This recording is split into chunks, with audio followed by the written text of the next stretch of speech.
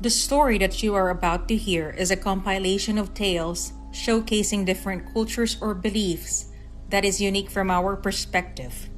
Please sit back and enjoy the tales I am about to tell you.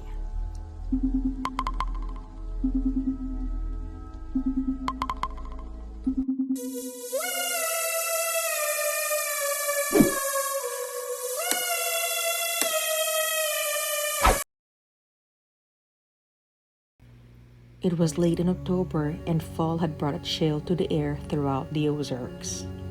A group of young fur trappers had spent the day in the woods, hoping to gather enough game for food and enough pelts to trade with other settlers in the area.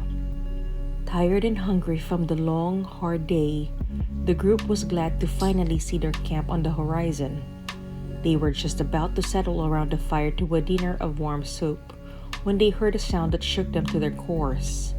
A terrifying cry echoed through the forest, and each man jumped at the ready to defend himself from whatever lurked just beyond the tree line. Unsure of what they heard, murmurs reverberated through the group as they wondered aloud if a woman or child was in trouble or an animal had suffered some kind of horrible injury. The silence that followed the blood-curdling scream was nearly as terrifying. Not only had the scream ceased as suddenly as it had begun, but every bird, bug, and forest critter fell into a deafening silence unlike any of the men had ever heard. No one moved as their eyes darted from one to another. Unsure of what they were waiting for, one man finally reached for his rifle, followed quickly by the others. The men gathered as a group and collectively began to inch closer to the woods. The sound of their breathing and the rapid beating of their hearts are all that could be heard. As they moved under the canopy of the trees, the cry came again, and the men were face to face with a ferocious beast. Slinking in front of them was a large black creature. Although its long snout was similar in shape to a wolf or a dog, the men would later agree that the creature was more cat-like in shape and demeanor. The glowing red eyes and horns that adorned its head were demonic and terrifying. As the men turned to run toward camp, the creature returned to the woods, never to be seen or heard from again.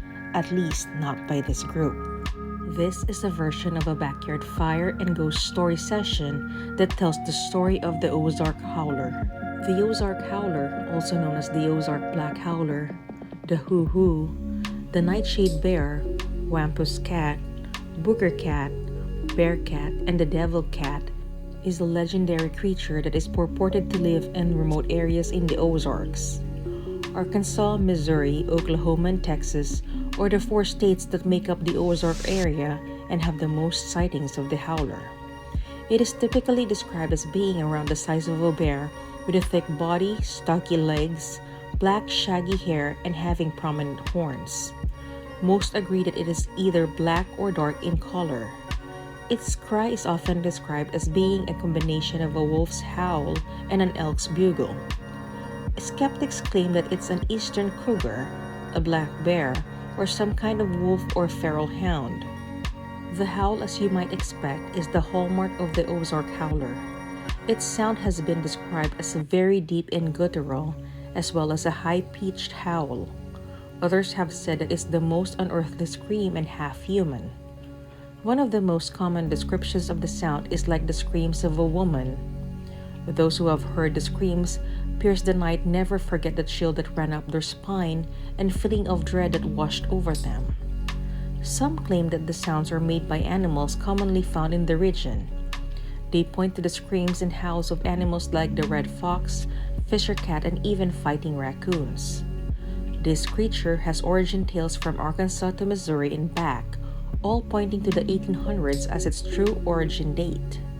Many believe this was a hoax to fool the cryptid community from early American folklore, while others have determined the howler is real. Some claim this is a lost branch of the mountain lion line mixed with the unknown big cat breed. This missing link from howler to a big cat has scientists scrambling to match the species and close this unknown link. Some legends state the howler to be a growling demon stalking its prey across the country or mountainsides. Others report the howler appearing in the distance just for a look at the passerbys before disappearing again. The 1800s version of the howler tell of people being attacked and killed, with recent tales to match. Most sightings have become passive walk-bys with some strange howling or growling. According to one tale, Daniel Boone, over 80 years old at that time, killed the howler while on a hunting trip near the Platte River. Daniel Boone was an American pioneer and frontiersman whose exploits made him one of the first folk heroes of the United States. Boone became famous for his exploration and settlement of what is now Kentucky, which was then beyond the western borders of the 13 colonies. Legends say Boone fired a few shots at the creature. Some say he took it home as a trophy, but little evidence supports that. Sightings have been officially recorded since the 1950s, though many Ozark families can pass on stories of their parents and grandparents experiencing the chill of seeing the Ozark Howler well before that time. Between 2005 and 2010, the howler was spotted several times. A family living north of Van Buren in the Boston Mountains of Crawford County settled trail camps after spotting what they believed was a cougar. The images they supplied to a Fort Smith's television station appeared to show a big cat similar to a cougar or a mountain lion. The problem is that wildlife officials maintain there is not a breeding population of cougars left in Arkansas. They do concede that it is possible there might be individual big cats living in the mountains, pointing out they likely were once held as pets but escaped or were turned loose by their owners. At roughly the same time as the Crawford County sightings, similar reports originated from across the border in eastern Oklahoma. Those sightings revolve around large dark cats seen moving through the mountains. Other reports from near Dardanelle in the Arkansas River Valley describe strange sounds in the night similar to the laugh or bark of a hyena. From higher elevations, witnesses reported seeing what they described as a large stocky cat. Adding further confusion to all of this is the fact that some researchers believe the whole Arkansas Howler legend is a hoax created by an individual intent on exposing what he considered the outlandishness of the chupacabra reports that began making their rounds on the internet in the late 1990s. Scientists have spent years researching breeding populations of big cats in the Ozark area, as well as thermal imagery in hopes of catching a reading of this creature. Many large-scale efforts have been brought to sighting locations in multiple states, only turning up minor evidence the howler could have been there. Paw prints and dark hairs are the only traces past blurred-out pictures and local tales. This, however, does not stop locals, researchers, and cryptid hunters from searching out the howler. Many still comb the area in hopes of seeing this creature.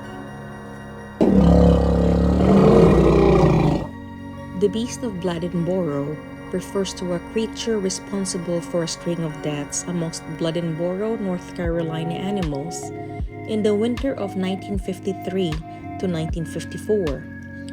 According to witnesses and trackers, it was likely a wild cat, but its identity was never confirmed. According to reports, the animal commonly crushed or decapitated its victims, which were mostly dogs.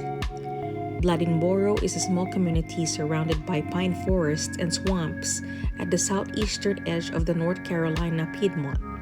It was also the setting for the greatest monster flap North Carolina has ever seen.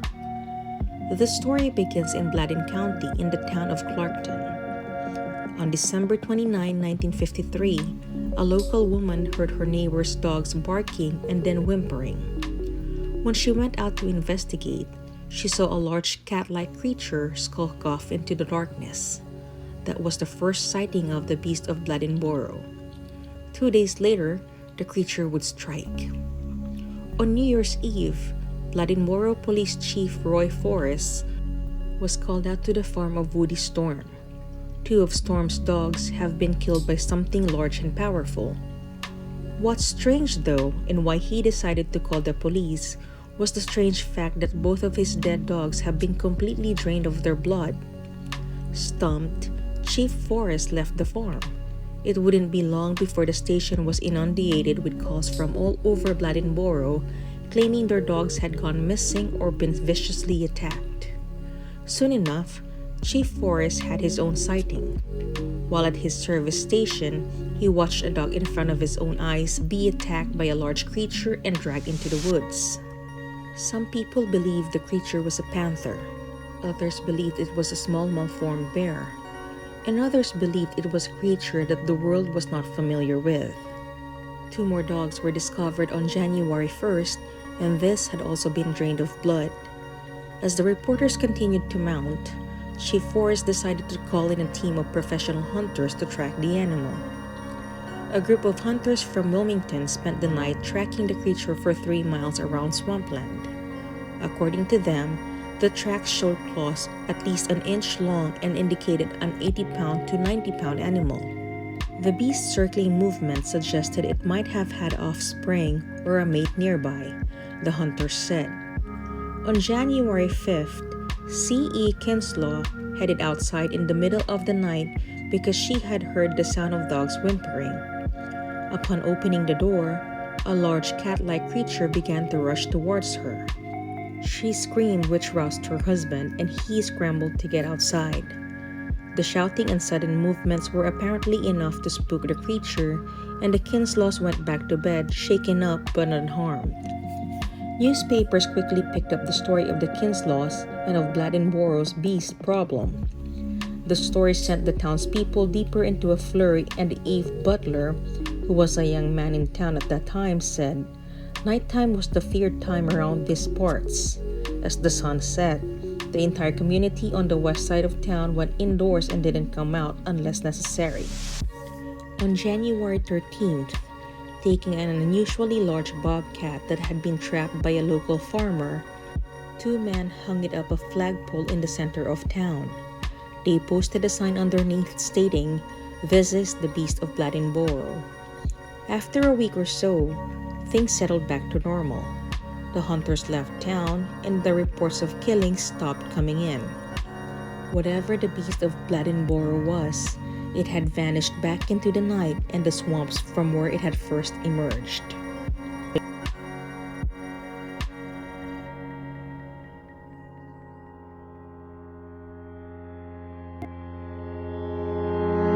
Hey everyone! I just wanted to express how grateful I am that you took the time to listen to my narration.